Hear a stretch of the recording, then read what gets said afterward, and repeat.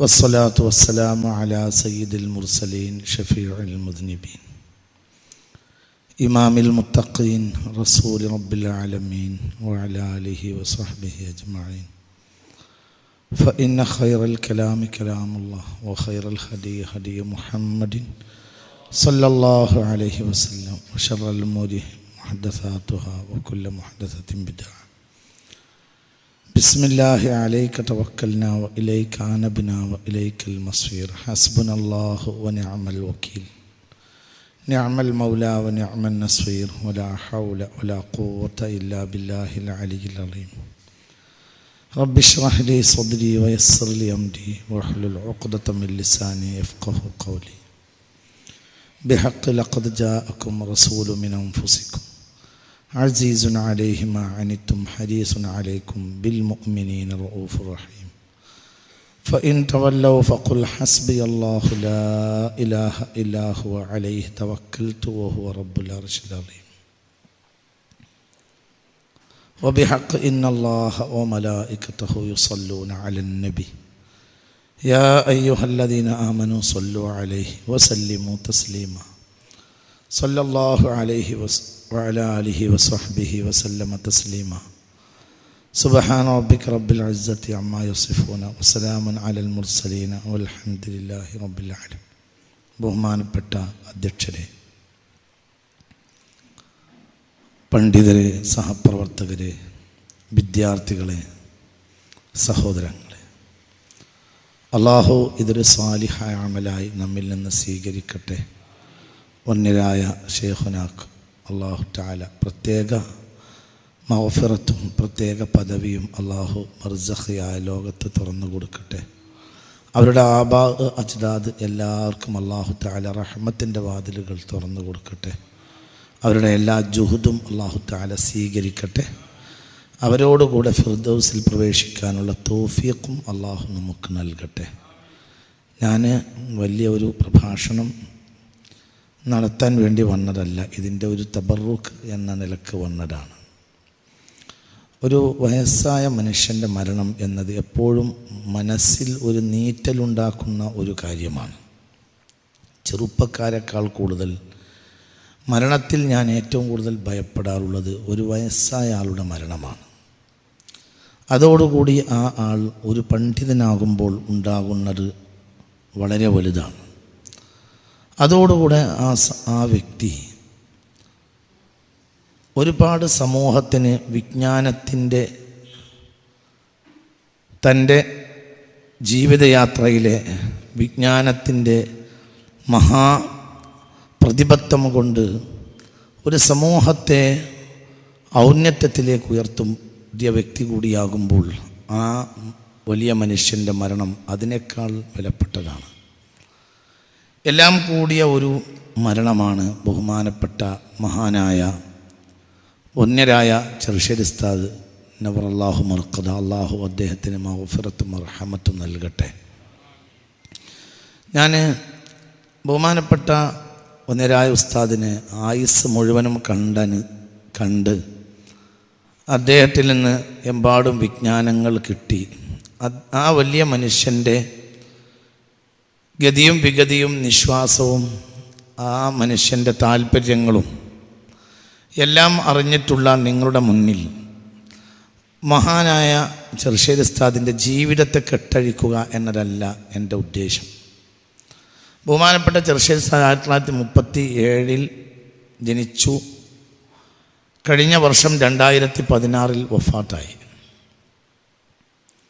ഏകദേശം ഒരു 10-78 വയസ്സ് കാലഘട്ടം ബഹുമാനപ്പെട്ടവർ ഈ ഭൂമിയിൽ ജീവിച്ചു. അതിലേറിയ പങ്കും ബഹുമാനപ്പെട്ട ശൈഖുന ചെയ്തിട്ടുള്ളത് വിജ്ഞാനത്തിന് വേണ്ടി ആയുസ് ചെലവഴിച്ചു എന്നതാണ്. ഞാൻ ബഹുമാനപ്പെട്ട മഹാനവറുകളെ മനസ്സിലാക്കുന്നത് ഏകദേശം എൻ്റെ കുട്ടിക്കാലത്താണ്. അന്ന് സമസ്തയുടെ മെമ്പറാണ്. 1976 എൻ്റെ ഓർമ്മ ശരിയാണെങ്കിൽ 76 ആയിരിക്കും ബഹുമാനപ്പെട്ട ശൈഖുന സമസ്തയുടെ മെമ്പറാണ്. അന്ന് ഞാൻ 1984 കോടങ്ങാട് പഠിക്കാൻ പോകുന്നത്. ബഹുമാനപ്പെട്ട ഉസ്താദ് കാപ്പിൽ ഉമർ മുസ്ലിയാർ ഇപ്പോൾ രോഗിയായി വീട്ടിലാണ്. അള്ളാഹു ബഹുമാനപ്പെട്ടവർക്ക് ദീർഘായുസ്സും ആഫിയത്തും ഷിഫായും നൽകട്ടെ. അപ്പോൾ അന്ന് ബഹുമാനപ്പെട്ട ചെറുശ്ശേരി ഉസ്താദ് ചെമ്മാട്ടേക്ക് പോയ ഒഴിവിലാണ് എൻ്റെ ഉസ്താദ് ബഹുമാനപ്പെട്ട കാപ്പിൽ ഉമർ മുസ്ലിയാർ കോടങ്ങാട് കൊണ്ടോട്ടി കോടങ്ങാട് വരുന്നത്. അവിടെ ഞങ്ങൾക്കെല്ലാം പരിചയമുള്ള ഒരു എന്താ പറയുക ഈ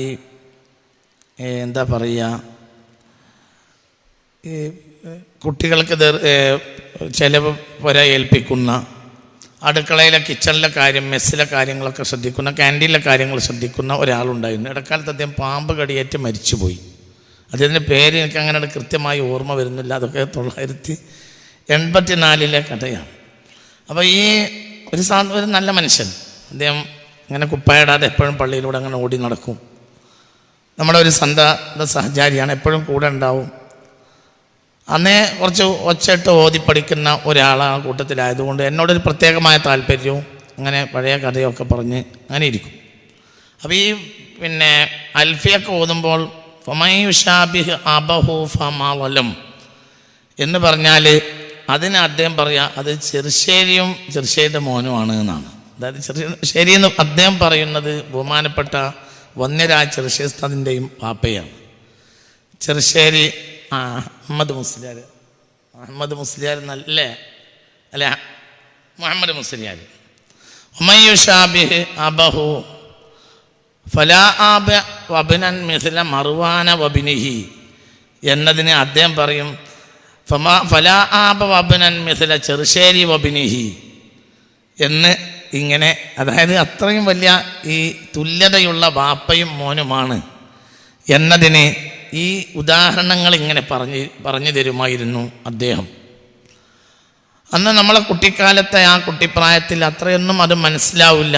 എങ്കിലും കോടങ്ങാട് എൻ്റെ ജീവിതകാലം ഏകദേശം 2 വർഷത്തോളം ഞാൻ കോടങ്ങാട് ഓടിയിട്ടുണ്ട്. ആ കാലഘട്ടത്തിലെല്ലാം ആ നാട്ടുകാർ, അവിടുത്തെ സാധാരണ മനുഷ്യർ, ചെറുശ്ശേരി ഉസ്താദ് അവിടെ ചെമ്മാട് പോകുന്നതിന് മുമ്പ് കാര്യമായി ദർസ് നടത്തിയത് കോടങ്ങാടാണെന്ന് മാത്രമല്ല, കോടങ്ങാട് പരിസരത്തൊക്കെ ഇന്ന് കാണുന്ന ഇസ്ലാമിക വെളിച്ചത്തിന് എല്ലാ നിലയിലും കാരണക്കാരൻ ബഹുമാനപ്പെട്ട ചെറുശ്ശേരി ഉസ്താദ് ആയിരുന്നു എന്ന് അവിടുത്തെ പഴമക്കാരായ ആളുകളിൽ നിന്ന് മനസ്സിലാക്കാൻ കഴിഞ്ഞിട്ടുണ്ട്. ഞങ്ങളെ ഉസ്താദ് തന്നെ അവിടെ വൈകുന്നേരം നാട്ടുകാർക്ക് വേണ്ടി ഒരു നാട്ടു ദർസ് ആരംഭിച്ചു. അതിന് ഉസ്താദിനെ പ്രേരിപ്പിച്ചത്, ഉസ്താദിന് അങ്ങനത്തെ ഒരു ശൈലി പൊതുവേ ഇല്ല. പക്ഷെ ആ ഒരു ശൈലിക്ക് ഉസ്താദിനെ പ്രേരിപ്പിച്ചത് ബഹുമാനപ്പെട്ട ചെറുശ്ശേരി ഉസ്താദ് അവിടെ 2 നാട്ടു ദർസുകൾ സ്ഥാപിച്ചിരുന്നു എന്ന്. അതായത് ഒന്ന് വൈകുന്നേരവും ഒന്ന് അതിരാവിലെയും. രാത്രി മഗ്‌രിബിന് ശേഷം ഒരു വിശാലമായ ദർസുണ്ടായിരുന്നു. അതിൽ ഫത്ഹുൽ മുഈൻ ഖറാത്ത് മറാത്ത് വീണ്ടും ഓതിക്കൊടുത്ത ഫത്ഹുൽ മുഈൻ വീണ്ടും ഓതും, നിസ്കാരത്തിൻ്റെ ബാബ്, ഫറായിലിൻ്റെ ബാബ്, ഇതിങ്ങനെ ആവർത്തിച്ച് കൊല്ലങ്ങളോളം കോടങ്ങാട് ദർസിൽ ഓതിക്കൊടുത്തിരുന്ന സംഭവം അവിടുത്തെ പഴമക്കാർ പറഞ്ഞിരുന്നു. അതടിസ്ഥാനത്തിൽ തന്നെ ബഹുമാനപ്പെട്ട ഉസ്താദും ഞങ്ങളുടെ ഉസ്താദ് വന്യരായ കാപ്പിൽ ഉസ്താദും ഇങ്ങനെ രാവിലെ ദർസിന് ഉസ്താദിന് കഴിയുമായിരുന്നില്ല. പക്ഷേ എന്നാലും രാവിലത്തെ ദർസിലും കുറച്ച് ആളുകൾ വന്നിരുന്നു. പഴയകാലത്തെ ചെറുശ്ശേരി ഉസ്താദിൻ്റെ ആ ഓർമ്മ കാരണം 2 നേരത്തെ ദർസ് വലിയ ആളുകൾക്ക് വേണ്ടി. അപ്പം അവിടെയുള്ള ഈ നവോത്ഥാന സംരംഭങ്ങൾക്കെല്ലാം ബഹുമാനപ്പെട്ട ചെറുശ്ശേരി ഉസ്താദിൻ്റെ ഒരു കയ്യൊപ്പ്, ഒരു ടച്ച് ആ കാലഘട്ടത്തിലെല്ലാം അനുഭവപ്പെടുകയും ബോധ്യപ്പെടുകയും ചെയ്തിട്ടുണ്ട്. പിൽക്കാലഘട്ടത്തിൽ അത് 1984 കഥയാണ് ഞാനീ പറയുന്നത്. 1984 മഹാനായ ശൈഖുന ശംസുൽ ഉലമ റഹിമഹുല്ലാഹ് വഫാത്തായപ്പോൾ ഇനി ആരാകും സെക്രട്ടറി എന്ന ചോദ്യത്തിന് ഒരാൾക്ക് ശങ്കയില്ലാത്ത വിധത്തിൽ എല്ലാവരും മഹാനായ അതങ്ങനെ തന്നെ വരികയും ചെയ്തു. എല്ലാവരും അംഗീകരിക്കാവുന്ന, എല്ലാവരെയും തൃപ്തിപ്പെടുത്തുന്ന വിധത്തിൽ മഹാനായ ചെറുശ്ശേരി ഉസ്താദിൻ്റെ സാന്നിധ്യം വളരെ പ്രധാനമായി. 1983 മലപ്പുറം സമ്മേളനം നടന്നത് എനിക്ക് ഓർമ്മയുണ്ട്. ബഷീർ മുസ്ലിയാരുടെ അവസാനം ബഷീർ മുസ്ലിയാർ പങ്കെടുത്ത സമ്മേളനം 1982 83 എത്ര 83 അപ്പോൾ അടുത്ത വെച്ചിട്ടുണ്ടായത് 83 ബഷീർ മുസ്ലിയാരുടെ അവസാനം. ബഷീർ മുസ്ലിയാറിന് സുഖമില്ല, ബഷീർ മുസ്ലിയാരുടെ ചില പ്രത്യേകമായ കരവിരുതുകൾ, ഈ പിന്നെ ചോറ് പൊതിയാക്കി കൊണ്ടുവന്നിട്ട് ഒരു സൈഡിൽ ഇങ്ങനെ വെച്ച് പിന്നെ ആ സൈഡിൽ നിന്ന് ഇങ്ങനെ പിന്നെ ആ സ്വപ്നിൽ എല്ലാവർക്കും കൊടുക്കാന്നുള്ള, അന്ന് വൈക്കോലിലാണ് അന്നിരുന്നത്, വൈക്കോലായിരുന്നു, ആകെ വൈക്കോൽ വിരിച്ചിട്ട് അതെ അതൊക്കെ വല്ലാത്തൊരു അനുഭവമാണ്. അതൊക്കെ ഒരു വല്ലാത്ത ആ മലപ്പുറത്തെ പാടം, നമ്മൾ പാണക്കാട്ടേക്ക് പോകുന്ന ആ പാടം കാണുമ്പോൾ എനിക്ക് ഓർമ്മ വരാത്ത ഒരു യാത്ര ഞാൻ അതിൽ നടത്തിയിട്ടില്ല. അത് 1983 നിങ്ങളെ കൂട്ടത്തിൽ തന്നെ പല ആളുകളും ജനിച്ചിട്ട് പോലും ഉണ്ടാവില്ല. അന്ന് പിന്നെ ഇവരൊക്കെ ഉള്ള സമയമാണ്. ബഹുമാനപ്പെട്ട ഷെയ്ഖുന ശംസുൽ ഉലമ കണ്ണിയത്ത് ഉസ്താദ് ഒന്ന് മൊട്ടയടിച്ച് ഉംറക്ക് പോയി തിരിച്ചു വന്ന് മൊട്ടയടിച്ച് ബഹുമാനപ്പെട്ട ഇന്നത്തെ ജനറൽ സെക്രട്ടറി ബഹുമാനപ്പെട്ട ഉസ്താദ് ആലിക്കുട്ടി മുസ്ലിയാർ വന്ന് ഇവിടുന്ന് ഗൾഫ് യാത്ര കഴിഞ്ഞ് വരികയാണ്. മൊട്ടയടിച്ച് വന്നിട്ട് അറബിയിൽ പ്രസംഗിച്ച്, ഇതൊക്കെ എൻ്റെ കണ്ണിൻ്റെ മുന്നിൽ ഓർമ്മയുണ്ട്. അന്ന് CH ഏറ്റുകൊണ്ടുവരികയാണ് ചെയ്തത്. CH അന്ന് പൊതുസമ്മേളനത്തിൽ CH പ്രസംഗിക്കാൻ കൊണ്ടുവന്നു. CH അന്ന് വേദിയിലേക്ക് ഇങ്ങനെ രണ്ടാൾ കൂടി ഏറ്റിക്കൊണ്ടുവന്നു. അപ്പം അന്ന് ഞാനിത് പറയാനുള്ള കാരണം, അന്ന് രണ്ടാം നിരയിൽ, ഒന്നാം നിരയിലല്ല, രണ്ടാം നിരയിലാണ് 1983 രണ്ടാം നിരയിലെ ഉലമാക്കളുടെ കൂട്ടത്തിൽ ഇരിക്കുന്ന രൂപത്തിൽ ഞാൻ ചെറുശ്ശേസ്ഥാനെ കണ്ടിട്ടുണ്ട്. അതൊക്കെ എൻ്റെ മനസ്സിലിങ്ങനെ മായാതെ നിൽക്കുന്ന ചിത്രങ്ങളാണ്. CH അന്ന് പ്രസംഗിച്ചത് ഞാനൊരു സഞ്ചരിക്കുന്ന മൃതദേഹമാണ്. 2 വാക്കാണ് CH പറഞ്ഞത്. ഞാൻ സഞ്ചരിക്കുന്ന മൃതദേഹമാണ്. അന്ന് ഉപപ്രധാനമന്ത്രിയാണ്. പിന്നെ അദ്ദേഹം പറഞ്ഞു, ഞാൻ ഉപപ്രധാനമന്ത്രിയാണ്, ഉപമുഖ്യമന്ത്രിയാണ്. ഇവിടെ ഞങ്ങളെ സംബന്ധിച്ചിടത്തോളം പഞ്ചസാരയിൽ മായം ചേർത്താൽ കണ്ടുപിടിക്കാൻ നിയമമുണ്ട്, അരിയിൽ മായം ചേർത്താൽ കണ്ടുപിടിക്കാൻ നിയമമുണ്ട്, എണ്ണയിൽ മായം ചേർത്താൽ കണ്ടുപിടിക്കാനും നിയമമുണ്ട്, മതത്തിൽ മായം ചേർത്താൽ കണ്ടുപിടിക്കാൻ നിയമമില്ല. അതുകൊണ്ട് അത് നിങ്ങൾ തന്നെ കണ്ടുപിടിക്കണം. ഇങ്ങനെ 2 വാക്ക്. അതൊക്കെ ചെറുശ്ശേസ്ഥാനൊക്കെ അടക്കമുള്ള ആളുകൾ ഇങ്ങനെ കുലുങ്ങി ചിരിച്ചുകൊണ്ട് കേട്ട രംഗമൊക്കെ എൻ്റെ മനസ്സിൽ ഇപ്പോഴും ഓർക്കുന്നുണ്ട്. സത്യം പറഞ്ഞാൽ ഒരു വേദനയുള്ള കാലഘട്ടമാണ് എന്നെ സംബന്ധിച്ചിടത്തോളം ഇപ്പോൾ കഴിഞ്ഞു പോണത്. കാരണം വലിയൊരു കാലം കഴിഞ്ഞുപോയി. നമ്മൾ 1, 2, 3 നിരകളെ കണ്ടു. ആ നിരകളൊക്കെ വലിയ ആളുകളായിരുന്നു. അവരെ നഷ്ടം എന്ന് പറഞ്ഞാൽ അത് ഭയങ്കര നഷ്ടമാണ്. ചെറുശ്ശേസ്ഥാൻ്റെ നഷ്ടം എന്ന് പറഞ്ഞാൽ, ഒന്ന് ചെറുശ്ശേസ്ഥാദിനെ ഞാൻ മനസ്സിലാക്കിയെടുത്തോളം അദ്ദേഹം മഹാനായ ശംസുൽ ഉലമയുടെ മറ്റൊരു പതിപ്പാണ്. ശംസുൽ ഉലമയുടെ പ്രത്യേകത, ശംസുൽ ഉലമയുടെ ഒരു പ്രത്യേകത, അദ്ദേഹം നിപുണനായ ഫഖീഹാണ്, അതേ സമയത്ത് നിപുണനായ മുതസവ്വിഫാണ്. വല്ലാത്ത തസവുഫ്. അതങ്ങനെ തന്നെ അക്ഷരാർത്ഥത്തിൽ സ്വീകരിച്ച ആളാണ് ബഹുമാനപ്പെട്ട വന്യരായ ചെറുശ്ശേരി ഉസ്താദ്. അത് എത്രത്തോളം എന്ന് പറഞ്ഞാൽ, ആ കാലഘട്ടത്തിൽ ത്വരീഖത്തുകൾ പൊതുവെ എവിടെ ത്വരീഖത്ത് ചർച്ച നടത്തുകയാണെങ്കിലും ചെറുശ്ശേരി ഉസ്താദ് ആയിരിക്കും. ചെറുശ്ശേരി ഉസ്താദിൽ നിന്ന് അതിൻ്റെ നക്കൽ സ്വീകരിച്ച് ഞാൻ പ്രസംഗിച്ചിട്ടുണ്ട്. അതായത് ത്വരീഖത്തുകൾ, കള്ള ത്വരീഖത്ത്, ഹക്കായ ത്വരീഖത്ത്, റബ്ബാനിയ ത്വരീഖത്ത്, അത് പറയുന്ന ഒരു പ്രത്യേക ശൈലിയാണ്. റബ്ബാനിയ ത്വരീഖത്ത്, ശൈത്താനിയ ത്വരീഖത്ത് എന്നിങ്ങനെ. ഞങ്ങൾ ദർസിൽ വന്നത് പിന്നെ ഉസ്താദിൻ്റെ വാക്കുകൾ ഇങ്ങനെ ആവർത്തിച്ച് എന്ന് തമാശ പോലെ, കുറച്ച് ആളുകൾ കളിയാക്കും പോലെയും തമാശ പോലെയും. അതങ്ങനെ ഉണ്ടല്ലോ, ഒരു സുഖകരമായ കളിയാക്കൽ അങ്ങനെ ഉണ്ടല്ലോ. അത് ഉസ്താദിൻ്റെ ഒരു പ്രത്യേക ശൈലിയാണ്. റബ്ബാനിയ ത്വരീഖത്ത്, ശൈത്താനിയ ത്വരീഖത്ത്, ഇതിങ്ങനെ എണ്ണിയാണ്. ത്വരീഖത്തുകളെ ഇത്രത്തോളം ജനകീയമായി ആളുകൾക്ക് അവതരിപ്പിച്ച കാര്യത്തിൽ ഒരു നിലക്ക് മറ്റുള്ള ആലിമീങ്ങളെക്കാൾ നിപുണനാണ് ബഹുമാനപ്പെട്ട ഷെയ്ഖുന ശംസുൽ ഉലമ, ബഹുമാനപ്പെട്ട വന്യരായ ചെറുശ്ശേരി ഉസ്താദ്. അതിൽ യാതൊരു സംശയവുമില്ല. അപ്പം ഇതുകൊണ്ടാണ് പിന്നീട് സംഭവിച്ച ഈ വന്യരായ ഉസ്താദിൻ്റെ ആ കാലഘട്ടം 1996 ബഹുമാനപ്പെട്ടവർ സമസ്തയുടെ തലപ്പത്ത് വന്ന് 2016 വഫാത്താകുന്ന ഈ ഒരു 20 വർഷം എന്ന് പറഞ്ഞാൽ വളരെ പ്രശ്നകലുഷിതമായ ഒരു കാലഘട്ടമാണ്. അത് വല്ലാതെ. പക്ഷെ ആ പ്രശ്നകലുഷിതമായ കാലഘട്ടത്തിലെല്ലാം ബഹുമാനപ്പെട്ടവർക്ക് പിടിച്ചു നിൽക്കാൻ കഴിഞ്ഞത് അദ്ദേഹത്തിൻ്റെ ആത്മീയമായ ഒരു ഉൾക്കരുത്താണ്. പക്ഷെ പുതിയ തലമുറയിൽ, ഞാൻ വലിയ ഉസ്താദ്മാരെ പറയുകയല്ല, നമ്മളെപ്പോലത്തെ ആളുകളുടെ തലമുറയിലൊക്കെ ഇന്ന് ആ ഉൾക്കരുത്ത് തന്നെ മെല്ലെ മെല്ലെ ഇല്ലാതെയായി. 2 കാരണങ്ങൾ. ഒന്ന്, ത്വരീഖത്തിൻ്റെ സ്ഥാനത്ത് കള്ളന്മാരും വ്യാജന്മാരും അധികരിച്ചപ്പോൾ അതേക്കുറിച്ചൊക്കെ ഒരു തെറ്റായ ധാരണയും പിന്നെ അതേക്കുറിച്ചൊക്കെ ഒരു ഭയവും ഇന്ന് ജനങ്ങൾക്കിടയിൽ ഉണ്ടായി. എന്നാൽ അതുകൊണ്ട് ഉണ്ടായി സംഭവിച്ചു പോയത് ദീനിൻ്റെ അടിസ്ഥാന മർമ്മമായ 3ാമത്തെ കാര്യമായ ഇഹ്സാൻ, ദീന് 3 കാര്യത്തിൽ അധിഷ്ഠിതമാണെന്ന് വന്യരായ ഉസ്താദ്, ചെറുശ്ശേരി ഉസ്താദൊക്കെ പ്രസംഗിക്കുന്ന അനവധി പ്രസംഗങ്ങൾ ഞാൻ ഉദ്ധരിച്ച് പരസ്ഥലത്തും പ്രസംഗിച്ചിട്ടുണ്ട്. ദീന് 3 കാര്യത്തിൽ അധിഷ്ഠിതമാണ്. ഒന്ന് ഇസ്ലാം, ഈമാന്, മൂന്നാമത്തത് ഇഹ്സാൻ. ആ ഇഹ്സാനാണ് ഇപ്പം മെല്ലെ മെല്ലെ നാട് നീങ്ങിക്കൊണ്ടിരിക്കുന്നത്. ഇഹ്സാൻ ഇല്ലെങ്കിൽ പിന്നുള്ള പ്രശ്നം എന്തെന്നാൽ, ഇഹ്സാൻ ഇല്ലെങ്കിൽ പിന്നെ വഹാബിയും സുന്നിയും തമ്മിൽ വലിയ വ്യത്യാസമൊന്നും ഉണ്ടാവില്ല. മൂന്നാമത്തത് ഇല്ലാതെയായാൽ വലിയ വ്യത്യാസം പിന്നെ സുന്നിയും വഹാബിയും തമ്മിൽ ഉണ്ടാവില്ല. നാവിൽ മാത്രമേ വ്യത്യാസം ഉണ്ടാവുള്ളൂ, ഫലത്തിൽ വ്യത്യാസം ഉണ്ടാവില്ല. ഇതൊക്കെ വളരെ ഗൗരവമായി ചിന്തിക്കണം. അവരെന്ത് ചെയ്തത്, യഥാർത്ഥ അവരെ കണ്ടാൽ അല്ലദീന ഇദാ റൂഉ ദുക്കിറല്ലാഹ്, അദ്ദേഹം ഒരു വലിയ പ്രഭാഷകനൊന്നും ആയിരുന്നില്ലല്ലോ. ബഹുമാനപ്പെട്ട ഉസ്താദ് എന്ന് പറഞ്ഞാൽ വലിയ പ്രഭാഷകനൊന്നുമല്ല, പക്ഷെ അരക്കെട്ട വർത്താനങ്ങൾ പറയും. ഇതിനിടയിൽ ഒരു സമ്മേളനത്തിൽ 2-2.5 കൊല്ലം മുമ്പാണ്, അതാ എന്താ പറയുക, കോഴിച്ചനയിലൊരു സമ്മേളനം നടന്നു. അതിൽ സമവായത്തിൻ്റെ ഒരു സമയം നടക്കുന്ന ഒരു സമവായം. പിന്നെ ഇത് രാഷ്ട്രീയ നേതൃത്വം എല്ലാ വിഭാഗം മതസംഘടനകളോടും ഒരേ അകലം പാലിക്കുക എന്ന നിലപാട് ഉള്ള ഒരു സമയമാണ്. അപ്പോൾ അന്ന് പിന്നെ ഞാനുണ്ട് അന്ന് വേദിയിൽ. അന്ന് ചെറുശ്ശേസ്ഥാൻ്റെ ഒരു ശൈലി, അദ്ദേഹത്തിൻ്റെ ശൈലി എന്ന് പറഞ്ഞാൽ വല്ലാത്തൊരു ശൈലിയാണ്. അദ്ദേഹം പറഞ്ഞ് പിന്നെ നേന്ത്രവായാന്ന് കേട്ടിട്ടുണ്ട്, പൊണ്ണംവായാന്നും കേട്ടിട്ടുണ്ട്, മൈസൂർ വായാന്നും കേട്ടിട്ടുണ്ട്, സമവായ എന്നുള്ള വായ ഇപ്പം പുതിയതായി കേൾക്കുകയാണ് എന്ന് പറഞ്ഞു. അതോടുകൂടി ആ സംഭവം തന്നെ എല്ലാവരും അതോടെ ഹാപ്പീസ് കുട്ടിയ 2 വർത്താനാണ്. അങ്ങനെയാണ് അത് വളരെ കൃത്യമായ വർത്തമാനങ്ങളാണ് ഓരോന്നും. നിന്നെ ക്ലാസ്സിൽ പങ്കെടുത്ത ഒരാൾ ഇങ്ങനെ തൊലാഖ് എല്ലാ വിഷയത്തിൽ ഞാൻ സ്വാഭാവികമായും പിന്നെ നമ്മൾ ഇത്തരം കാര്യങ്ങളൊക്കെ സ്വാഭാവിക ഇടപെട്ടാലുള്ള പ്രശ്നം പിന്നെ അത് നമ്മളെ തലയൊക്കെ വരിച്ചാടും. അപ്പം എന്തുണ്ടായാലും ഞാൻ പറയും കൊണ്ടോട്ടിയിലുണ്ടല്ലോ പറ്റിയ ആൾ ഒന്ന് പോയി ചോദിച്ചു നോക്ക് എന്ന്.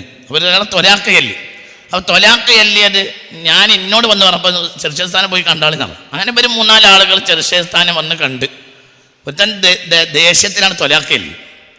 അങ്ങനെ അയാൾ വന്ന് ചെറുശ്ശേസ്ഥാനെ കണ്ട് ഞാനിങ്ങനെ തൊലാഖ് എല്ല സീക പറഞ്ഞു കൊടുത്തു. അപ്പോൾ തൊലാഖ് പോയിട്ടുണ്ടെന്ന് ചെറുശ്ശേസ്ഥാൻ പറഞ്ഞു.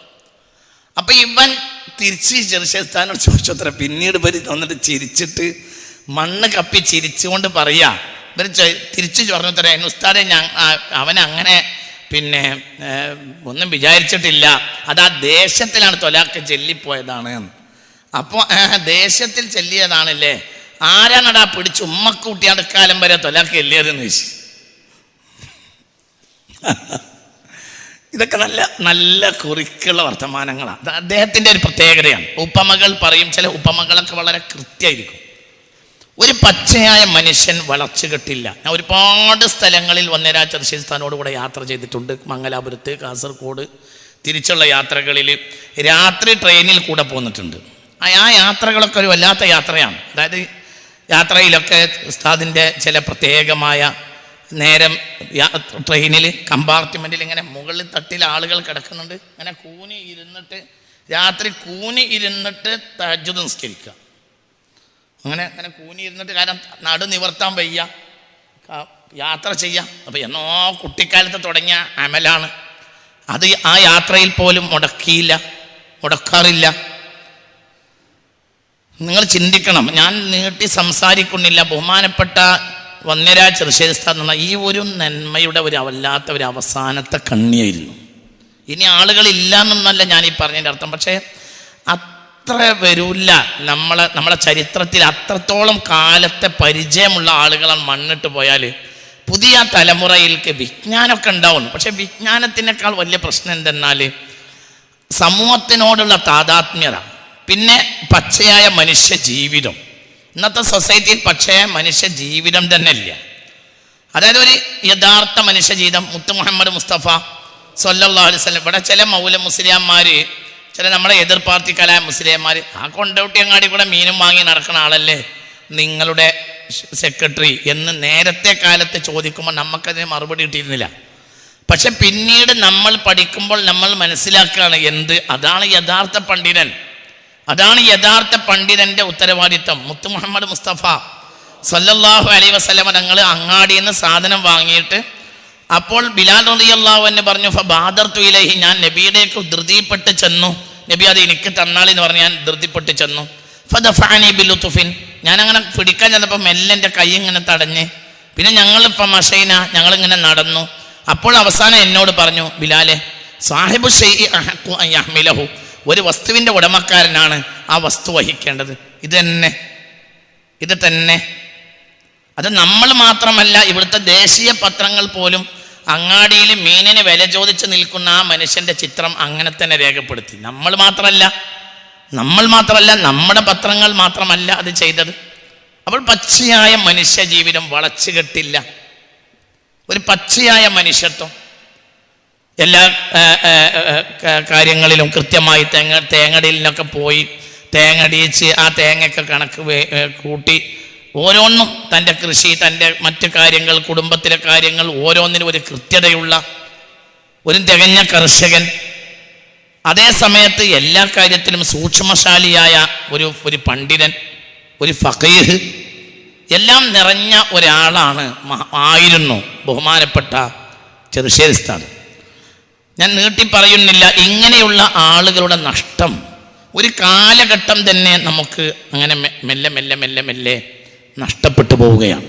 അതായത് ഒന്നാമത്തെ ഒരു കാലം എന്ന് പറഞ്ഞാൽ 937 എന്ന് പറയുമ്പോൾ ബഹുമാനപ്പെട്ട 90 കഴിഞ്ഞിട്ടുള്ള സമസ്തയുടെ 926 ബഹുമാനപ്പെട്ട സമസ്ത കേരള ജമിയത്തുൽ ഉലമ വരുമ്പോൾ അതിൻ്റെ ആ 11ാമത്തെ വർഷത്തിലാണ് ബഹുമാനപ്പെട്ടവർ ജനിക്കുന്നത്.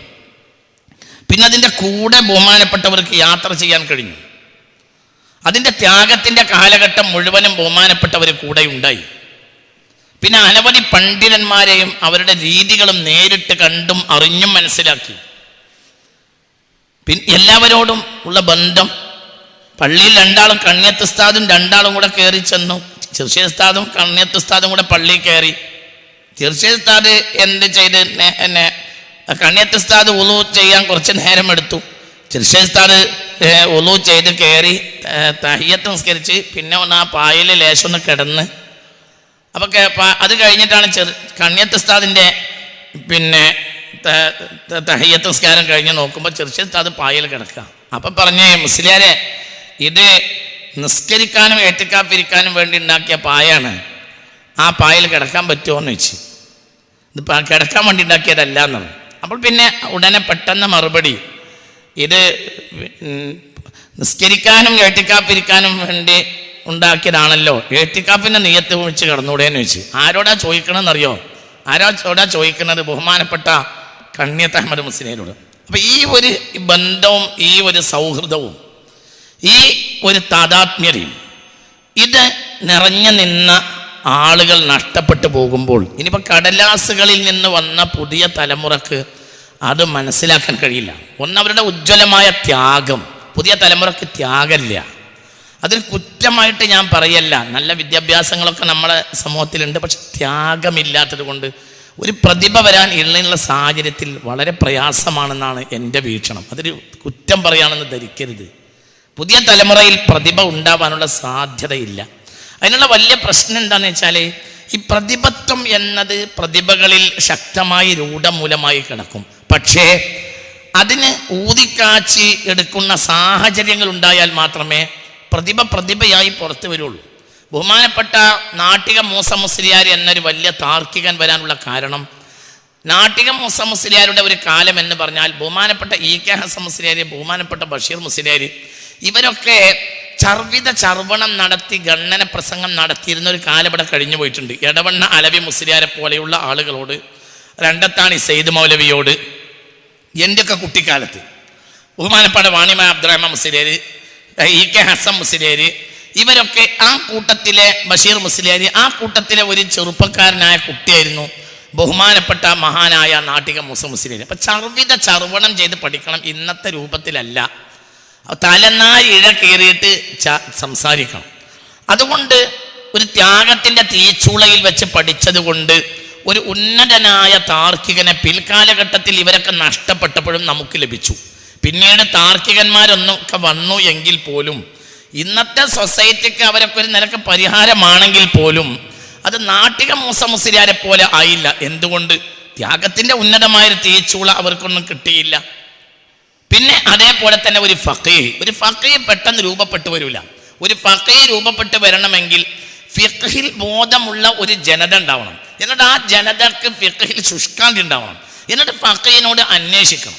അങ്ങനെ ഫഖീഹിനോട് അന്വേഷിക്കുന്ന ഒരു ജനത നാട്ടിലുണ്ടാകണം.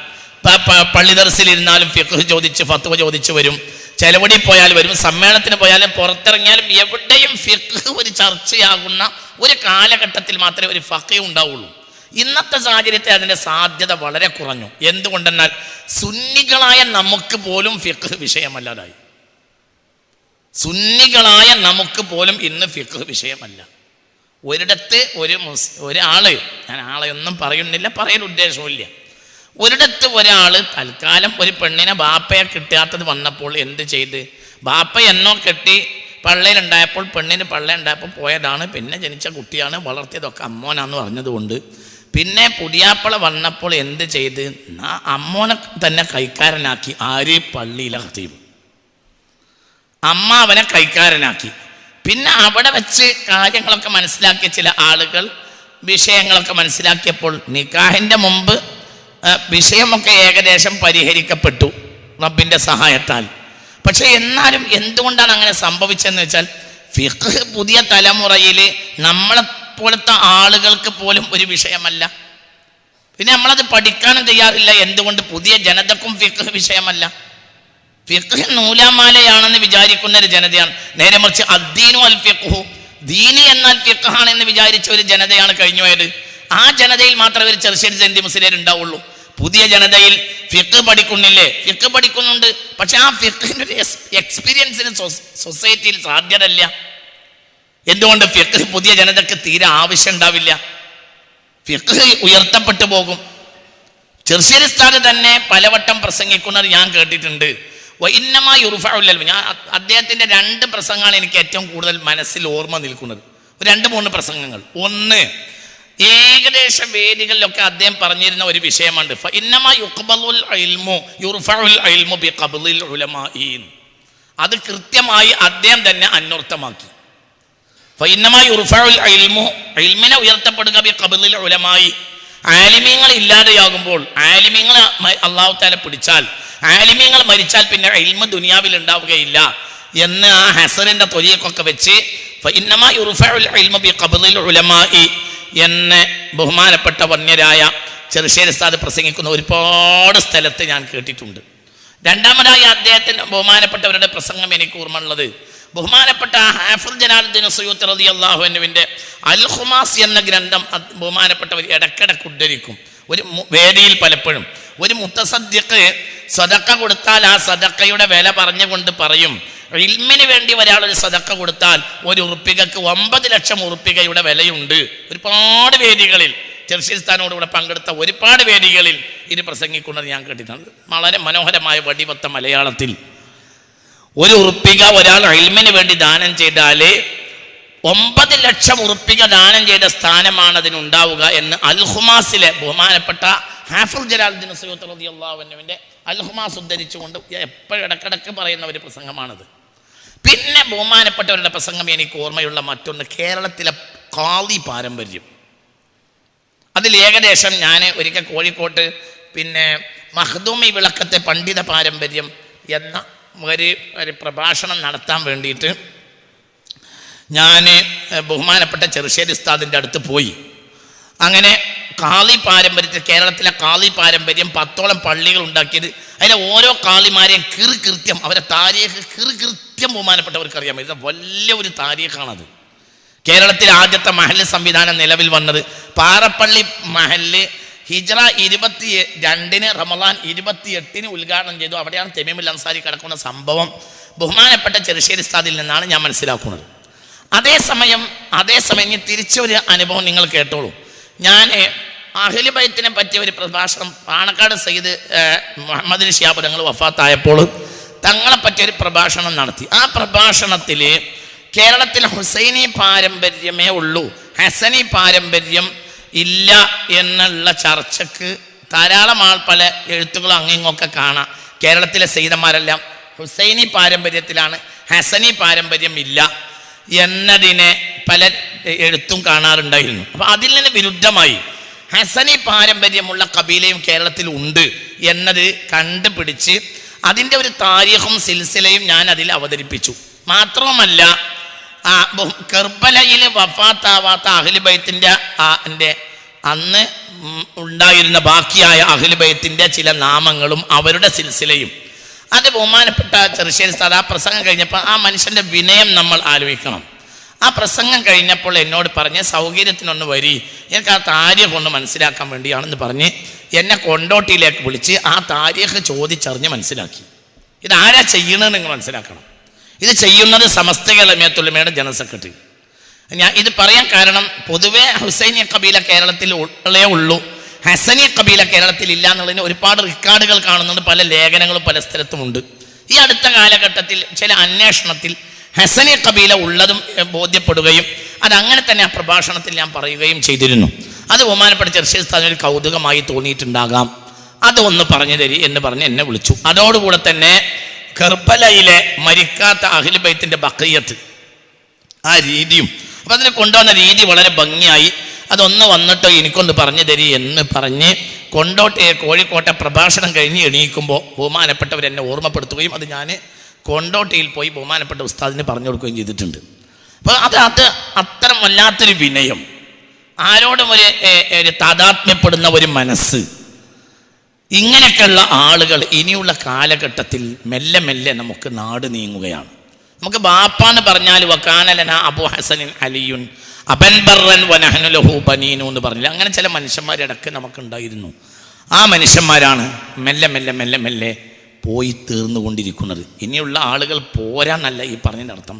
പക്ഷേ എന്താണെങ്കിലും ഒരു വിഷയമുണ്ട്, ചരിത്രം എന്ന് പറഞ്ഞത് വലിയൊരു സംഭവമാണ്. ഞാൻ അഹമ്മദ് സാഹിബ് മരണപ്പെട്ടപ്പോൾ വല്ലാത്തൊരു വേദന എനിക്ക് തോന്നിപ്പോയി. ഞാൻ അതിൻ്റെ രാഷ്ട്രീയമല്ല എന്നെ വേദനിപ്പിച്ചത്, അദ്ദേഹത്തെ പോലെ ഒരു നിപുണനായ പരിചയമുള്ള ഒരു രാഷ്ട്രീയ നേതാവ് ഇന്ന് ഇന്ത്യയിലുണ്ടോയെന്ന് പോലും സംശയമാണ്. അപ്പോൾ അത് നഷ്ടപ്പെട്ടപ്പോൾ, അല്ലാതെ ഒരു രാഷ്ട്രീയത്തിന് അതിൻ്റെ ഗുണവും ദോഷവും ഒക്കെ ഉണ്ട്. അദ്ദേഹം മലപ്പുറത്തൊരു എന്താ പറയുക ഒരു പാസ്പോർട്ട് ഓഫീസ് ഉണ്ടാക്കി എന്നൊക്കെയാണ് പലരും പറഞ്ഞത്. എനിക്കതൊന്നൊരു വലിയ കാര്യമായിട്ടോട്ട് തോന്നണമില്ല. അതൊക്കെ സ്വാഭാവികമായി ഉണ്ടാക്കാവുന്ന സംഗതികളാണ്. അത് ഞാൻ അടുത്ത മന്ത്രി വന്നാൽ അയാൾക്ക് മഞ്ചേരിയിൽ ഉണ്ടാക്കാം. പിന്നെ നമ്മളെ വില്ലേജിൽ വരെ പാസ്പോർട്ട് ഓഫീസ് വരും, വല്ലാതെ നേരം വൈകാതെ. അതൊന്നും ആ മന്ത്രിമാരെ മിടുക്കോ കാര്യം, അത് സ്വാഭാവികമായി വരുന്ന ചില പരിമിതികൾ എന്നേ ഉള്ളൂ. പക്ഷേ ഇവിടെ അതല്ല സംഭവിക്കുന്നത്. എന്താ സംഭവിക്കുന്നത്?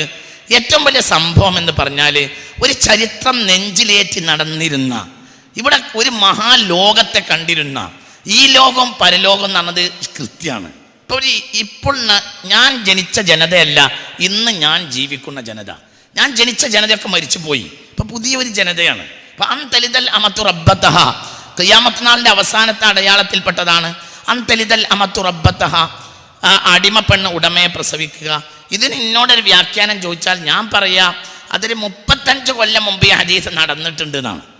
അൻതലിദൽ അടിമ ഉടമയെ പ്രസവിച്ചത് ഒരു 35 കൊല്ലം മുമ്പ് ഇവിടെ അടിമ ഉടമയെ 980 ശേഷമാണ് അടിമ ഉടമയെ കൂടുതൽ പ്രസവിക്കാൻ തുടങ്ങിയത് എന്ന് ചിന്തിക്കുന്ന ഒരാളാണ് ഞാൻ. ആ ഹദീസൊക്കെ കഴിഞ്ഞു പോയി. അത് ഇനിയിപ്പോൾ അടിമ എന്നെങ്കിലും പ്രസവിക്കും നിങ്ങൾ വിചാരിക്കണ്ട, കഴിഞ്ഞ്. അടിമ ഉടമയെ പ്രസവിക്കാൻ തുടങ്ങിയത് 10-35 കൊല്ലമായി. ഇപ്പം മൊത്തം ബാപ്പമാരും ഉമ്മമാരും അടിമകളും മക്കൾ ഉടമകളുമായ പുതിയ തലമുറയാണ് ജീവിക്കുന്നത്. അപ്പം ആ പുതിയ തലമുറയെ സംബന്ധിച്ചിടത്തോളം അവരുടെ വിജ്ഞാനം എന്ന് പറഞ്ഞാൽ ഒരു കടലാസ് വിജ്ഞാനമാണ്. ആ കടലാസിലെ പുല്ല് തിന്നൂല. അവർക്കൊരു സൊസൈറ്റിക്ക് നേതൃത്വം നൽകാൻ കഴിയൂല. അവരൊക്കെ ചില പ്രത്യേക താല്പര്യത്തിൽ ഒടുങ്ങും. അവർക്കതിന് ത്യാഗമുണ്ടാകൂല. അവർക്ക് കഷ്ടപ്പാട് അനുഭവിക്കാൻ കഴിയൂല. ബഹുമാനപ്പെട്ട ചെറുശ്ശേരി ഉസ്താദ് തന്നെ തൻ്റെ ബാപ്പ മരിച്ച ഒരു രംഗം പറയുന്നുണ്ട്.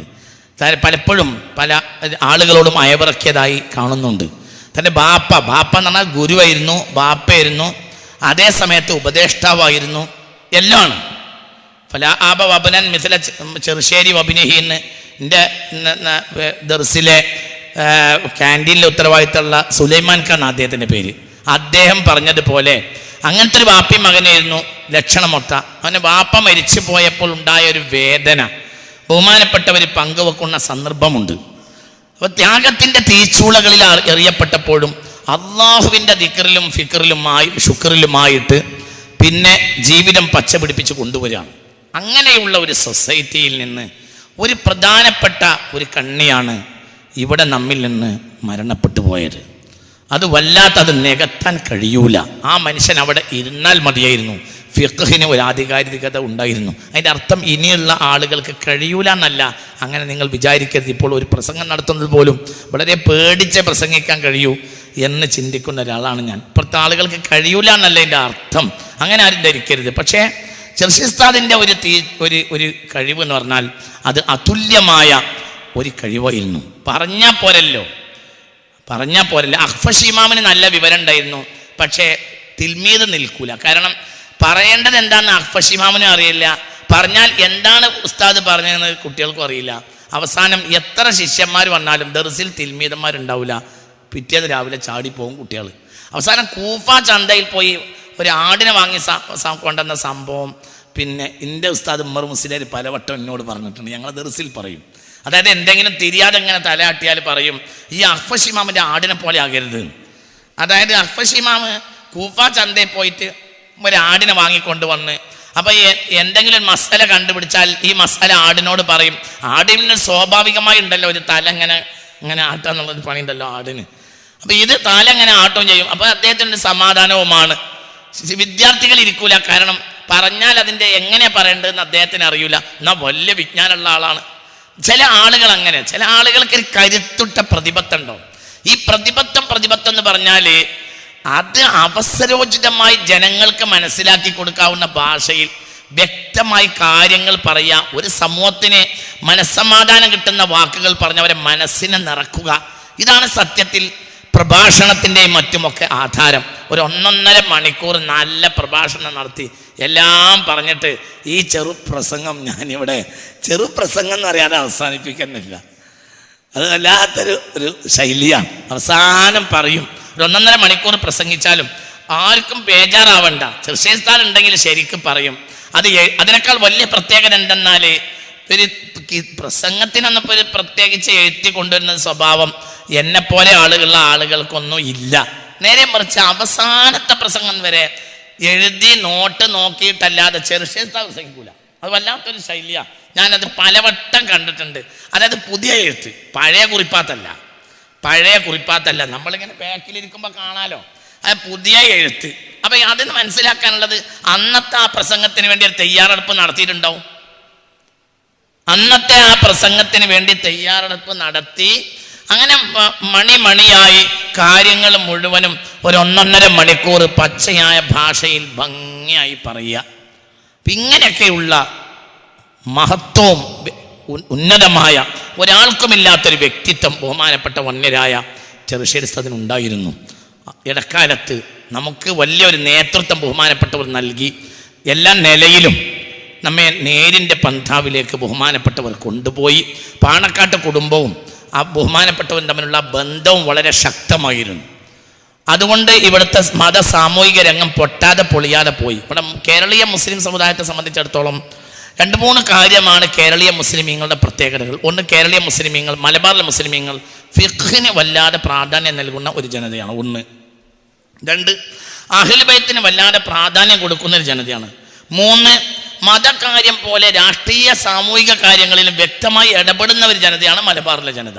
ഈ 3ഉം കൂടി ഒരുമിച്ച് ചേർത്ത ആളുകൾ നേതൃപദവിയിൽ വന്നാലാണ് സത്യത്തിൽ സമൂഹം അതിൻ്റെ വളരെ ഉന്നതമായ റൂട്ടിൽ സഞ്ചരിക്കുക. അതെല്ലാം ഭംഗിയായി നിർവഹിക്കാൻ ബഹുമാനപ്പെട്ട ചെറുശ്ശേരി ഉസ്താദിന് കഴിഞ്ഞു. ഓരോ സംഭാഷണത്തിലും അവിടുത്തെ മികവ്, അവിടുത്തെ കഴിവും മികവും പലപ്പോഴും വ്യക്തിപരമായി എന്നെപ്പോലെയുള്ള ആളുകൾക്ക് ബോധ്യപ്പെട്ടിട്ടുണ്ട്. ഞാൻ അവസാനിപ്പിക്കുകയാണ്. അതുകൊണ്ട് ആ മഹാന്മാരൊക്കെ പോയ വഴിയിൽ സഞ്ചരിക്കുക എന്നത് നമ്മുടെ എല്ലാവരുടെയും ഏറ്റവും പ്രധാനപ്പെട്ട ഉത്തരവാദിത്തമാണ്. നമ്മൾ പഠിക്കണം. അതോടുകൂടെ തന്നെ ത്യാഗം ചെയ്യാനും നമ്മൾ തയ്യാറാകണം. ത്യാഗം ചെയ്യാത്തൊരു ജനതയിൽ നിന്ന് ഒരിക്കലും ഒരു പ്രതിഭ ഉണ്ടാവുകയില്ല. ത്യാഗമാണ് ഏറ്റവും. 970 ശേഷം മലയാള സാഹിത്യത്തിൽ കരുത്തുറ്റ പ്രതിഭകൾ വന്നിട്ടില്ല എന്ന് ചിന്തിക്കുന്ന ഒരാളാണ് ഞാൻ. എന്തുകൊണ്ട്? അതിനുശേഷം സൗകര്യങ്ങളും മറ്റുമൊക്കെ വന്നു. അങ്ങനെ സൗകര്യങ്ങൾ വന്നപ്പോൾ സാഹിത്യരംഗത്തും ശോഷണമുണ്ടായി. എല്ലാ രംഗത്തും അതെവിടെയും ഇന്ന് ഭരിച്ചുകൊണ്ടിരിക്കുന്നു. ഇന്ന് സൗകര്യങ്ങളുടെ ഒരു കാലഘട്ടമാണ്. അതുകൊണ്ട് ഈ സൗകര്യങ്ങളിലൊക്കെ നിന്നുകൊണ്ടും സ്വന്തം സമുദായത്തോട് താതാത്മ്യപ്പെട്ട് സമുദായത്തിൻ്റെ പ്രയാസങ്ങളും മറ്റും മനസ്സിലാക്കി ഇന്നത്തെ കാലഘട്ടത്തിൽ അങ്ങനെയുള്ള ആളുകൾ ഏറ്റവും അനിവാര്യമാണ്. യുദ്ധം തുടങ്ങിയപ്പോഴത്തേന് പട്ടാളക്കാർ പോയി മറഞ്ഞതാണ് ഇന്നത്തെ കാലഘട്ടത്തിൻ്റെ ഏറ്റവും വലിയ ഒരു ദുരന്തം എന്നാണ് ഞാൻ മനസ്സിലാക്കുന്നത്. യുദ്ധം തുടങ്ങി, യുദ്ധം ഇപ്പോഴാണ് തുടങ്ങിയത്. പക്ഷെ യുദ്ധം തുടങ്ങുന്നതിന് മുമ്പ് തന്നെ പട്ടാളക്കാരൊക്കെ നല്ല സജ്ജരായ പട്ടാളക്കാരുണ്ടായിരുന്നു. പക്ഷെ യുദ്ധം തുടങ്ങിയപ്പോഴത്തിന് പട്ടാളക്കാർ പോയി. പട്ടാളക്കാരൻ പോയത് കൊണ്ടാണ് ഇവിടെയുള്ള പലരും വിളിക്കുന്നത്. സത്യത്തിൽ കേരള നദുവത്തുൽ മുജാഹിദീൻ എന്ന സാധനം ഇന്ന് ഒരു നിലനിൽപ്പ് തന്നെ ഇല്ലാതെ ഒരു പെട്രോൾ മാക്സിൻ്റെ മാൻഡിൽ പോലത്തെ ഒരു സാധനമാണ് സത്യത്തിൽ കേരള നദുവത്തുൽ മുജാഹിദീൻ നിലനിൽക്കുന്നത്. നമുക്ക് കഴിവില്ലാത്തത് കൊണ്ടാണ്. ഒരു നിലക്കും നിലനിൽക്കാത്തൊരു സാധനമാണത്. ഇത്രയേറെ നിലനിൽപ്പ് നഷ്ടപ്പെട്ട ഒരു സാധനം കേരള നദുവത്തുൽ മുജാഹിദീൻ പോലെ ഉണ്ടാവില്ല. പക്ഷെ നമുക്ക് അതിൻ്റെ ചരിത്രം അറിയില്ല. നമുക്ക് അതിനോട് എങ്ങനെയാണ് അതുമായി നമ്മൾ വിഭിന്നമാകുന്നത് എന്ന് അറിയൂല. പുതിയ തലമുറക്ക് അത് പഠിക്കണമെന്നും താല്പര്യമില്ല. അഹ്ലു സുന്നത്ത് വൽ ജമാഅ പഠിച്ചിട്ടില്ലെങ്കിൽ, സുന്നത്ത് ജമാഅത്ത് പഠിച്ചിട്ടില്ലെങ്കിൽ എന്തെങ്കിലും ലോക കാര്യങ്ങൾ പഠിച്ച് തെറ്റാണെന്നൊന്നും ഞാൻ പറയുന്നില്ല. അതുകൊണ്ട് ദീനുണ്ടാവില്ല. ഉണ്ടാണെങ്കിൽ അഹ്ലു സുന്നത്ത് വൽ ജമാഅ പഠിക്കണം. സുന്നത്ത് ജമാഅത്തും ബിദ്അത്തും തമ്മിൽ വളരെ വ്യത്യാസമുണ്ട്. അത് പഠിക്കുന്ന വേണം. അത് പഠിക്കാൻ പറഞ്ഞാൽ വളരെ പ്രയാസമുള്ള സംഗതിയുമാണ്. അതിന് തയ്യാറാകണം. പഴയ തലമുറകളിലൊക്കെ നമ്മുടെ ആദ്യകാലത്തെ ബിരുദം വാങ്ങിയ ബിരുദധാരികളിലൊക്കെ നല്ല നല്ല കഴിവുള്ള ആളുകൾ ഉണ്ടായിരുന്നു. എന്നാൽ പിന്നീട് അത് അത്ര വന്നില്ല. പ്രഭാഷണങ്ങൾ നടക്കുന്നില്ല എന്നല്ല ഞാൻ പറയുന്നത്. പ്രഭാഷണങ്ങളുടെ ഒഴുക്കുകൾ ഉണ്ടാകാം. പക്ഷെ അതൊന്നുമല്ല സൊസൈറ്റിക്ക് വേണ്ടത്. സൊസൈറ്റി എന്ന് പറഞ്ഞാൽ എപ്പോഴും സാറു രോഗം ബാധിച്ച ഒട്ടകത്തെ പോലെയാണ് പൊതു സൊസൈറ്റി. എപ്പോഴും കഴുതയിരിക്കും. സാറു രോഗം ബാധിച്ച ഒട്ടകം ഒരു വശത്തേക്ക് മാത്രമേ തിരിയൂ. അതുകൊണ്ടാണ് അങ്ങനെ കഴുത്തിനൊരു ബെൻഡ് ഉണ്ടാവും. അതുകൊണ്ടാണ് എന്ന് ഖുർആൻ പറഞ്ഞത്. അപ്പോൾ ഈ ദിശ തിരിഞ്ഞു പോകുന്ന സൊസൈറ്റിയെ നേരിലേക്ക് കൊണ്ടുവരാൻ പ്രഭാഷകന് കഴിയുക. അതാണ് സത്യത്തിൽ യഥാർത്ഥ പ്രഭാഷണം. അതാണ് അസം മുസ്ലിയാർ ചെയ്തത്. അത് തന്നെയാണ് പിന്നീട് നാട്ടിക മുസ്ലിയാർ ചെയ്തത്. അതിൻ്റെ കൂടെ നിൽക്കുകയാണ് ഇങ്ങനെയുള്ള മഹാന്മാർ. അതിന് ആദ്യകാലത്ത് ശംസുൽ ഉലമ നേതൃത്വം നൽകി. പിന്നീട് ബഹുമാനപ്പെട്ട ചെറുശ്ശേരി ഉസ്താദും നേതൃത്വം നൽകി. ഒരു വിഷയത്തിന് പറഞ്ഞു തരാൻ ഒരു കരുത്തുറ്റ ആള്. ഞാൻ ഇല്ലാ മനിർത്തല്ലാ മിർ റസൂലിൻ എന്ന ആയത്തിന് അർത്ഥം വെച്ചപ്പോൾ തെറ്റി. അങ്ങനെ ധൃതിപ്പെട്ട് ഒരു സമസ്തയുടെ യോഗത്തിലേക്ക് ഇങ്ങനെ ചേളാരി ഓഫീസിൻ്റെ പടി കയറി പോവാണ് ബഹുമാനപ്പെട്ട KT മാനു മുസ്ലിയാർ. അങ്ങനെ ഇങ്ങനെ കയറി പോകുന്നതിനിടയിൽ പിന്നെ മുഷാവറ യോഗം മറ്റോ എന്തൊക്കെ കാര്യമായ കൂടിയാലോചന യോഗത്തിന് വേണ്ടി പോവുമായിരിക്കും. ധൃതിപ്പെട്ട് പോവാണ്. ചേളാരി ഓഫീസിൽ കാര്യമായ യോഗം നടക്കുന്നുണ്ട്. അപ്പം ഞാൻ അവിടെ മുറ്റത്ത് വന്നിങ്ങനെ കാറിന് ചാരി നിൽക്കുന്നത്. അതിനിടയിൽ ഈ സ്റ്റെപ്പ് കയറുന്നതിനിടയിൽ മാനു മുസ്ലിയാർ ആരോടോ ഒന്ന് സംസാരിച്ചൊന്നിങ്ങനെ ഞാൻ അടിയിൽ നിൽക്കുന്നുണ്ട്. അപ്പോൾ ബഹുമാനപ്പെട്ട ഒരു KT മാനു മുസ്ലിയാർ 2-3 സ്റ്റെപ്പ് താഴത്തേക്ക് ഇറങ്ങി വന്നിട്ട് എന്നെ വിളിച്ചിട്ട് പറഞ്ഞ്, എൻ്റെ ആ കോഴിക്കോട്ടെ പ്രസംഗം ഞാൻ കേട്ടു. ഇല്ല മനിർത്തല്ലാ മിർ റസൂൽ, ഞാൻ മിന്നിന് അർത്ഥം വെച്ചെടുത്ത് തെറ്റിയിട്ടുണ്ട്. അങ്ങനെ അർത്ഥം വെക്കരുത്. ഒന്ന് അടുത്ത വായിച്ച സൗകര്യപ്പെട്ടെങ്കിൽ ഒന്ന് കരുവാരുണ്ടിൽ വന്ന് വാ, ഞാനത് പറഞ്ഞുതരാം എന്ന് പറഞ്ഞ്. അതിനെ നമ്മൾ ബഹുമാനിക്കണം. അങ്ങനത്തെ ഒരാൾ നഷ്ടപ്പെടുമ്പോൾ അതിൻ്റെ വേദന നമുക്ക് പറയാൻ കഴിയില്ല. ഒരിക്കലും പറയാൻ കഴിയില്ല. അത് വല്ലാത്തൊരു വേദനയാണ്. ഒരു പിഴവ് നമ്മളെ പ്രശംസിക്കുന്ന ആളുകൾ അതേ സമയത്ത് പ്രശംസിക്കുകയും ചെയ്യുന്നുണ്ട്. ചില ആളുകൾ നമ്മളെ തല്ലും ചെയ്യും, തലോടും ചെയ്യും. തലോടുന്ന കയ്യിൽ നിന്ന് തല്ല് കിട്ടുമ്പോൾ നമുക്കൊരു സന്തോഷം തോന്നും. തലോടാത്ത ഒരു കയ്യെ തല്ലാൻ വേണ്ടി മാത്രം മെനക്കെടുമ്പോൾ അത് നമുക്കൊരു ദുരന്തമായി തോന്നുകയും ചെയ്യും. പലപ്പോഴും ഇന്നത്തെ വർത്തമാനം എന്ന് പറഞ്ഞാൽ അങ്ങനെയാണ്. തലോടാൻ പൊതുവെ ആളുകൾക്ക് മടിയാണ്. പ്രത്യേകിച്ച് കാരണം എല്ലാവരും ഇപ്പോൾ ഞാനാണ് മഹാൻ എന്ന് ചിന്തിക്കുന്ന ഒരു കാലഘട്ടമാണ്. അതുകൊണ്ട് സ്വാഭാവികമായി തലോടാൻ ആരും പൊതുവെ കേരളത്തിലെ വിജ്ഞാന ലോകം തലോടാൻ മടിയുള്ള ഒരു വിജ്ഞാന ലോകമാണ്. കേരളത്തിലെ പൊതുവെയുള്ള ഒരു രീതി എന്ന് പറഞ്ഞാൽ അങ്ങനെയാണ്. ഞാൻ എൻ്റെ ജീവിതത്തിൽ ഒരു ആയുസ്സിൽ ഈ പ്രഭാഷണങ്ങളൊക്കെ ഇങ്ങനെ നടത്തിയിട്ടും നന്നായി കുട്ടിയെന്ന് എന്നോട് പറഞ്ഞ ആളുകൾ വളരെ ചുരുക്കമാണ്. അത് നമുക്ക് കേൾക്കാൻ വലിയൊരു ഇഷ്ടമുണ്ടാവും. എന്തുകൊണ്ട് വലിയൊരാൾ ഇങ്ങനെ വിളിച്ചിട്ട് നന്നായിട്ടുണ്ട്, അത് നന്നായി. അതിൽപ്പെട്ട ഒരാളാണ് ചെറുശ്ശേരി മുസ്ലിയാർ, ബഹുമാനപ്പെട്ട KT മാനു മുസ്ലിയാർ, പിന്നെ ബഹുമാനപ്പെട്ട സയ്യിദ് മുഹമ്മദ് റിഷാബുലങ്ങൾ. അത് ഈ 3 ആളെയും മറക്കാൻ കഴിയൂല. അവരെ അടിച്ചാൽ നമുക്ക് സന്തോഷമാണ്. അവർ അടിച്ചോട്ടെ. അതേ ഉസ്താദിൽ നിന്ന് എനിക്ക് അടി കിട്ടിയിട്ടുണ്ട്. എനിക്ക് യാതൊരു വേദനയും ഇല്ല. എന്തുകൊണ്ട്? അടി കിട്ടേണ്ടടുത്ത് അടി കിട്ടൽ ആവശ്യമാണ്. നമ്മളെ തലോടുന്നവർക്ക് നമ്മൾ നിന്നു കൊടുക്കാൻ തയ്യാറുമാണ്. എന്തുകൊണ്ട്? നമുക്കൊരു വിവരമുണ്ട്, നമുക്കൊരു വിവരമില്ല. അതാണ് വലിയ വിവരം എന്ന് ഞാൻ മനസ്സിലാക്കുന്നു. വിവരം ഇല്ലായ്മയിൽ നിന്നാണ് വിവരം ഉണ്ടാകുന്നത് എന്നും ഞാൻ മനസ്സിലാവും. ഞാൻ ഇത് വ്യക്തമായി നിങ്ങളോട് പറയാണ്. ഇത് ഞാൻ ഒരു ഭംഗി വാക്കിന് പറയല്ല. ഏതൊരാളെ മുന്നിലും ചെറുതായി നിൽക്കുന്ന ഒരു മനസ്സ്, നമ്മളെ മുന്നിലുള്ള ആളുകളെ മുന്നിൽ ചെറുതായി നിൽക്കുന്നൊരു മനസ്സ് നമുക്കുണ്ടാവുക.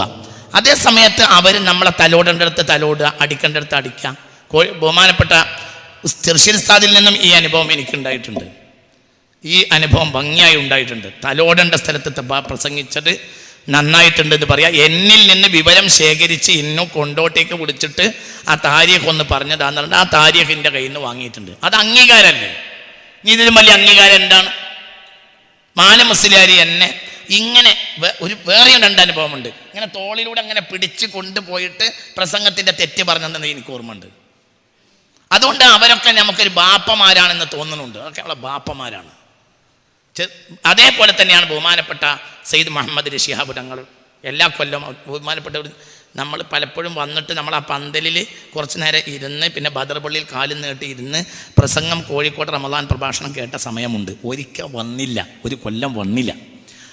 വരാൻ കഴിഞ്ഞില്ല. ഒരു രണ്ട് സൈഡിന് വരട്ടി ചൊറി പിടിച്ചിരുന്നു ബഹുമാനപ്പെട്ട തങ്ങൾക്ക്. അങ്ങനെ വരാൻ കഴിഞ്ഞില്ല. കുപ്പായിട്ട് ഇടാൻ വയ്യ. അതുകൊണ്ട് റമദാനിലെ പ്രസംഗത്തിൻ്റെ കോഴിക്കോട് പ്രസംഗത്തിൻ്റെ സമാപനത്തിന് വരുമെന്ന് പറഞ്ഞിരുന്നു. അന്ന് രാവിലെ വിളിച്ചാണ് പറഞ്ഞു വരൂല്ല. അങ്ങനെ പിറ്റേന്ന് രാവിലെ പരിപാടിയൊക്കെ കോഴിക്കോട് കഴിഞ്ഞു. ഇനി പെരുന്നാൾ, അതിൻ്റെ പിറ്റേന്ന് പെരുന്നാളാണ്. നേരെ പരിപാടി കഴിഞ്ഞതിൻ്റെ പിറ്റേന്ന് ഞാനിങ്ങനെ യാത്ര ചെയ്യുമ്പോൾ ഒരു വിഷമം തോന്നി മനസ്സിലിങ്ങനെ. തങ്ങൾ വന്നില്ലല്ലോ. അപ്പോൾ മുനവ്വർ ശിഹാബ് തങ്ങൾ വിളിച്ച് വാപ്പങ്ങളോട് അത്യാവശ്യമായി കാണണമെന്ന് പറഞ്ഞിട്ടുണ്ട് എന്നാണ്.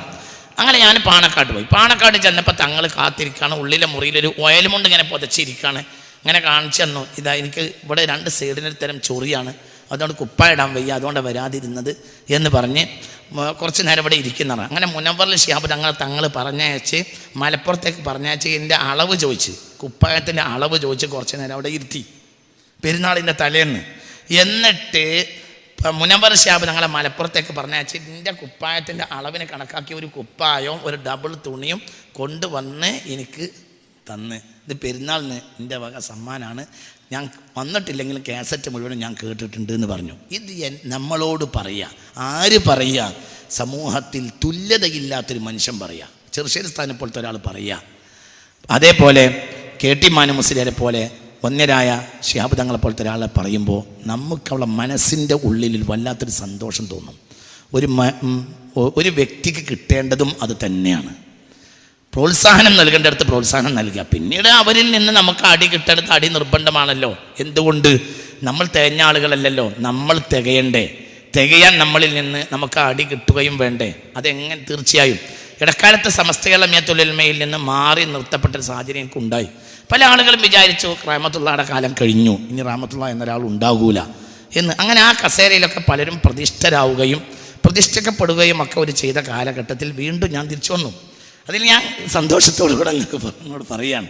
അതിന് എനിക്കന്നേ അറിയാം ഞാൻ സമസ്തയിലേക്ക് തിരിച്ചു വരും. ഇവിടെ കേരളത്തിലെ ഏകദേശം ISMൻ്റെ നേതാക്കന്മാർ എൻ്റെ വീട്ടിൽ പലവട്ടം വന്നിട്ടുണ്ട്. നിങ്ങൾ ആള് സുന്യന്നെ, പക്ഷെ ഒന്ന് മിതത്തിൽ പറഞ്ഞാൽ മതി, നമ്മളെ വേദിയിൽ വന്ന് പ്രസംഗിക്കാൻ നിങ്ങൾ തയ്യാറുണ്ടെങ്കിൽ. എത്രത്തോളം എന്ന് പറഞ്ഞാൽ ഒരു പൊതുപരിപാടിയിലേക്ക് അവരെന്നെ വിളിച്ചു. ഇവിടെ ഈ ജാമിയ നദ്വിയ ഇടവണ്ണയിൽ പലരും, ഞാൻ ആ പരിപാടിയിലൊന്നും പങ്കെടുത്തില്ല, പലരും വന്നു. പല ഇവിടുത്തെ തബ്ലീഗ് ജമാഅത്ത് നേതാക്കളിൻ്റെ പേരിൽ വന്നിട്ടുണ്ട്. AP അബൂബക്കർ മുസ്ലിയാർ അനുയായികളിൻ്റെ പേരിൽ പലവട്ടം വന്നിട്ടുണ്ട്. എന്തിനെ നിങ്ങൾ നമ്മളെ കൂടെ വരി, നിങ്ങൾ നമ്മളെ കൂടെ വരി എന്ന് പറഞ്ഞു. എന്തുകൊണ്ട് പോയില്ല എന്ന് വെച്ചാൽ, നമ്മളെ ഉസ്താദ്മാരെ കയ്യിൽ നമുക്ക് തല്ല് കിട്ടിയാൽ അത് നമ്മളെ പിന്നീടുള്ള ജീവിതത്തിൽ നമുക്ക് ഉപകരിക്കും എന്ന് ഞാൻ മനസ്സിലാക്കുന്നു. നമ്മൾ വലിയ ആളാണെന്ന് വന്നാലല്ലേ നമുക്ക് താഴാൻ പ്രശ്നമുള്ളത്. നമ്മൾ തീരെ വലിയ ആളല്ല, നമ്മൾ ഏറ്റവും അടിയിലുള്ള ആളാണെന്ന് മനസ്സിലാക്കിയാൽ നമുക്കെൻ്റെ ബേജാറാവുള്ളത്. അപ്പോൾ ഇത് ഞാൻ പറയുകയാണ്, ഞാൻ എൻ്റെ ഒരു സന്തോഷം കൊണ്ട് പറയുകയാണ്. ഞാൻ ഈ മഹാന്മാരായ നേതാക്കന്മാരുടെ കൂടെ ഒരു കാലഘട്ടത്തിൽ അതിൻ്റെ ചൂടും നിശ്വാസവും തലോടലും അവരുടെ പ്രഹരവും ഒക്കെ വാങ്ങിയ ഒരാളാണ്. അതിൻ്റേതായ സുഖവും വേദനയും ഒക്കെ ഉണ്ടെങ്കിലും എല്ലാം കൂടെ കഴിഞ്ഞ ആറ്റിക്കുറുക്കി നോക്കിയാൽ ഇപ്പോൾ എല്ലാം കൂടെ ആയിട്ട് ഒരു മനസ്സ് നീറുന്ന ഒരു സന്തോഷവും, ഇപ്പോൾ നമ്മളെ കൂടെ അവരില്ലല്ലോ എന്ന ഒരു വേദനയും എല്ലാം കൂടെയാണ്. കുറച്ച് കാലം കൂടി അവരൊക്കെ ഉണ്ടായിരുന്നെങ്കിൽ എന്നിങ്ങനെ തോന്നിപ്പോവാണ്. ദാറുഹുദയുടെ മുറ്റത്ത് ആ കണ്ണാടിച്ചില്ലിൻ്റെ ഉള്ളിൽ ഇങ്ങനെ ചെറുശ്ശേരി ഉസ്താദ് കിടക്കുന്നത് എനിക്ക് വല്ലാത്തൊരു വേദനയായി തോന്നുന്നു. കാരണം ഒരു വലിയ വിജ്ഞാനത്തിൻ്റെ മഹാസാഗരത്തെ നമ്മൾ മണ്ണിട്ട് മൂടുകയാണല്ലോ. ശംസുലുലമ അങ്ങനെ കിടക്കുന്നത് ഞാൻ കണ്ടിട്ടില്ല, കണ്ണിയത്ത് ഉസ്താദ് അങ്ങനെ കിടക്കുന്നതും ഞാൻ കണ്ടിട്ടില്ല. ഞാൻ രണ്ടാൾ ഇങ്ങനെ കിടക്കുന്നത് എന്നെ വേദനിപ്പിച്ചു.